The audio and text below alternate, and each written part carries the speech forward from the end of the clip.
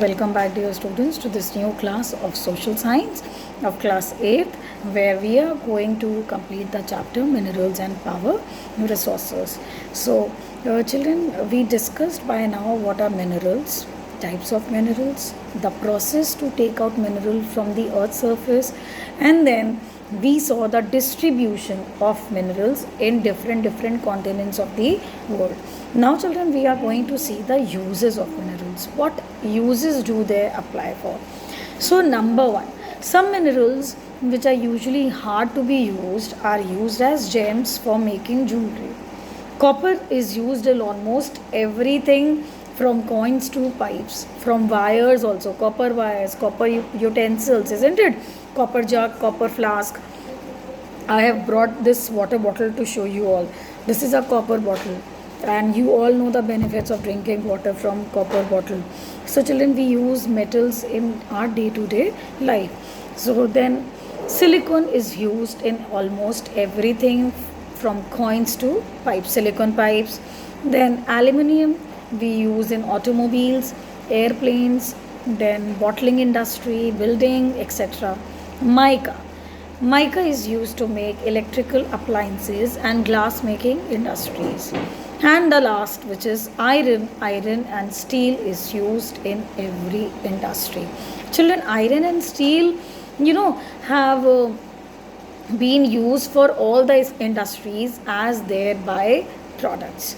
Now, children, let us come to the distribution of minerals in India. Iron, Jharkhand, Odisha, and Chhattisgarh. If you wish, you may note it down. These are very simple 4 points and very common minerals to be asked. Iron, Jharkhand, Odisha, Chhattisgarh. Bauxite, Jharkhand, Odisha, Chhattisgarh. Mica. India is the leading producer of mica in the world. Important, very short question to be asked, right? Then gold. Gold is majorly found in Kerala, Karnataka, Kolar in Karnataka, right? Gold is usually found in Kolar, which is lying in Karnataka. Then, children, after knowing the uses of mineral, distribution of minerals, let us see conservation of minerals. To protect them, how to conserve them. Minerals are the non-renewable resources. It is necessary to reduce wastage in the process of mining. Children, when we mine the earth's surface and we dig out the minerals, it is causing lot of wastage. So we should reduce the wastage of minerals. Point number 3, recycling of metals is the best way to conserve. And point number 4, over exploitation is harmful for environment plus our mineral resources also. Now, after knowing about the minerals, let us come to power resources. Power resources are of two types. Number 1, conventional resources. Number 2, non-conventional resources. Children, we need power resources for industry, for domestic use, agriculture, transport, communication, defense. So in all, our life is relying on power resources. Alright. Now let us understand what are these two types, conventional and non-conventional. The energy resources, children, which have been in common use for a long time, are known as conventional resources. Firewood, fossil fuel are the two major conventional resources which we are using from generations and generations. Number 2, fossil fuels comprises of coal, known as buried sunshine, petroleum, known as black gold, natural gas, and hydroelectricity.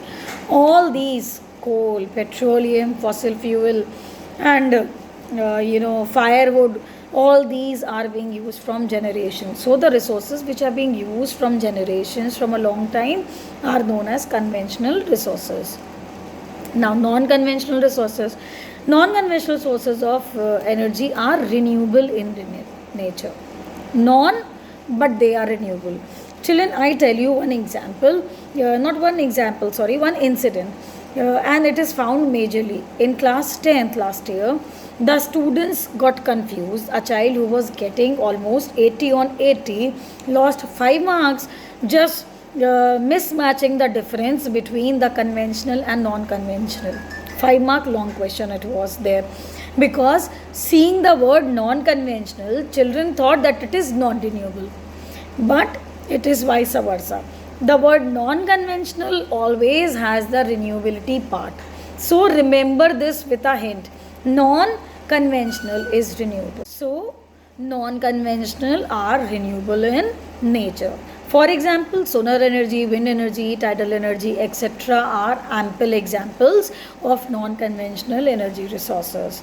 Then children, they are more expensive as it needs technological upgradation. You cannot generate hydroelectricity or tidal energy just by your hands.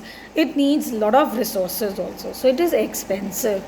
Then India has great potential for which energy? This always comes for short marks, which is solar energy. So India has great potential for solar energy. Right children? With this children, we have come to the end of the chapter, wherein I will tell you the map work. I will give you a sample map with the names written, and you will be marking them on the world map. Right children? So I will give you the details attached in the class, in the Google Classroom. Right children? So that's all for today's class. Thank you so much and have a nice day.